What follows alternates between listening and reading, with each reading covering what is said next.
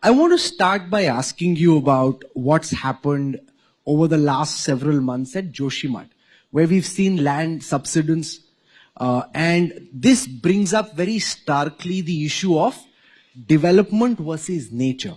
And the concern that as we develop some of the roads and highways that you are championing as much as you are, this potentially creates the problem of nature striking back, land going in, a water aquifer bursting. Now questions being asked about unsafe buildings. As the man in charge of infrastructure and roadways, how do you think we should find the balance कि infrastructure भी develop हो और ऐसा ना हो कि प्राकृतिक आपदा हमारे सर पे आ जाए जिससे फिर घर टूट जाए, सवाल खड़े हो रहे हैं कि क्या जो वहां पे हाईवेज बन रहे हैं उनसे चोट पहुंच रही है. How do we balance and reconcile this?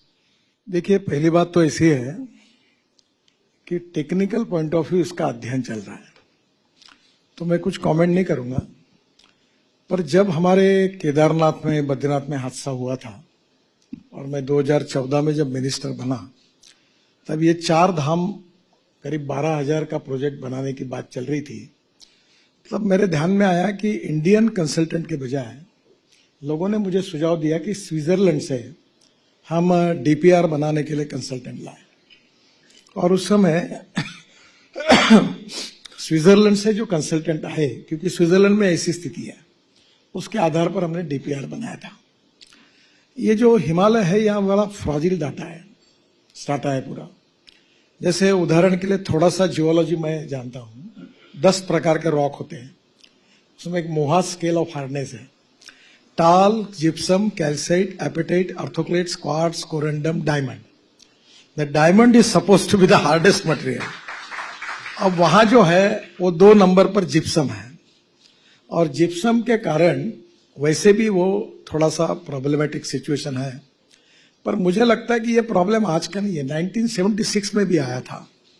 तो टेक्निकल रिपोर्ट आने के बाद एकदम ये अर्ली हो जाएगा कि इसका संबंध कोई रोड से है, कोई टनल से है, या कोई. देखो, एक पिछले बार जो हादसा हुआ था उसमें हजारों लोग मर गए, बादल फट गए. तब प्रॉब्लम क्या था कि गंगा नदी के जोड़कर रोड था. अभी हमने जो टनल बनाई, जो रोड बनाया पूरा 4 धाम का, जिसका 70% 80% काम हो गया, और पिथौरागढ़ से मानस सरोवर जाने का भी 90% काम कर लिया. अब आपको चाइना या नेपाल जाने की जरूरत नहीं. तो स्वाभाविक रूप से वो कठिन है, पर रोड बनाने से ये बहुत इंपॉर्टेंट है. दूसरी बात, हम लोग 4 धाम से जाते हैं तो strategic point of view China border पे जाते हैं. अब ये समझ लो कि स्ट्रेटेजिक पॉइंट ऑफ व्यू कल हमारी मिलिट्री के, डिफेंस के फोर्सेज जब जाएंगे तो उनको जाने के लिए भी रोड चाहिए, तो हमारी सुरक्षा के लिए भी महत्वपूर्ण है. मैं ये मानता हूं कि ethics, economy, ecology and environment, ये हमारे 3 इंपॉर्टेंट पिलर्स हैं. और इकोलॉजी एंड एनवायरनमेंट को भी प्रोटेक्ट करना और डेवलपमेंट को भी करना. आप देखो, मैं ग्रीन फ्यूल में कितना काम करूं. 2004 से मैं एक मिशन के रूप में हाइड्रोजन, इथेनॉल, इलेक्ट्रिक लगातार पीछे पड़ा रहता हूं कि पेट्रोल, डीजल और गैस को हटाओ. अब मुझे बताइए, हम पेड़ लगाने में इस साल हमने 2.5 करोड़ पेड़ लगाए. हमने कम से कम ये द्वारका एक्सप्रेस हाईवे दिल्ली का, उसमें 12,000 पेड़ ट्रांसप्लांट किए हैं.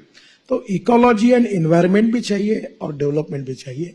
पर डेवलपमेंट करते समय अगर इकोलॉजी एंड एनवायरनमेंट की अगर उसके ऊपर धोखा होता है तो उसकी भी चिंता करनी पड़ेगी. हमारी सरकार की ओर से गंभीरता का इसका अध्ययन होगा और निश्चित रूप से इकोलॉजी एंड एनवायरनमेंट को प्रोटेक्ट करके हम आगे जाएंगे.